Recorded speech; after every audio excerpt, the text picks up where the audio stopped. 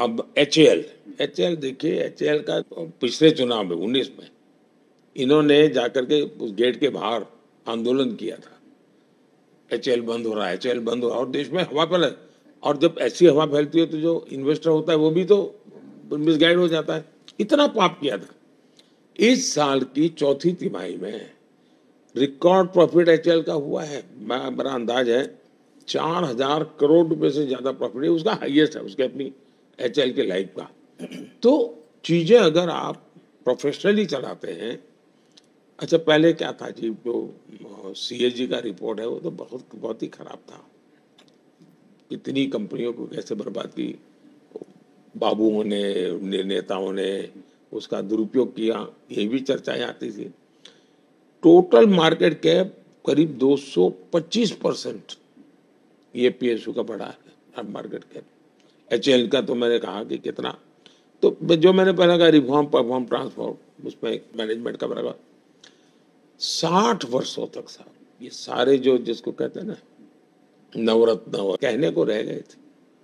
वो उनकी एक अगर कोई अफसर हैं उसका बोर्ड में है तो कंपनी एक गाड़ी अफसर के घर रहती थी।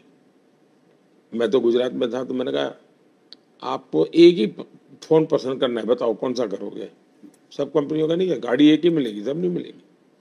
सीएजी ने मिस मैनेजमेंट को लेकर कहा 68 कंपनियों के खिलाफ सीएजी का रिपोर्ट था।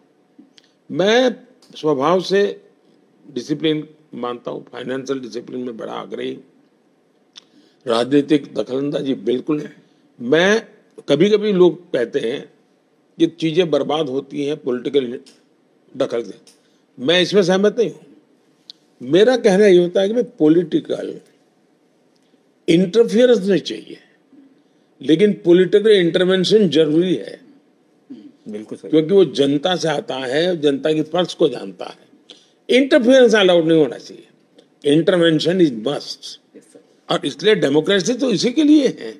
तो राजनेताओं को जो गाली देने की फैशन है उससे भी मैं सहमत नहीं हूं। और मैं मानता हूं कि शेयर होल्डर के लिए भी काम करने का मैंने कहा, जो कि भारत में तो लोग हैं, जितनी प्रगति होगी फायदा ही होगा जी। कमल का बटन दबाएं, भाजपा को जिताएं।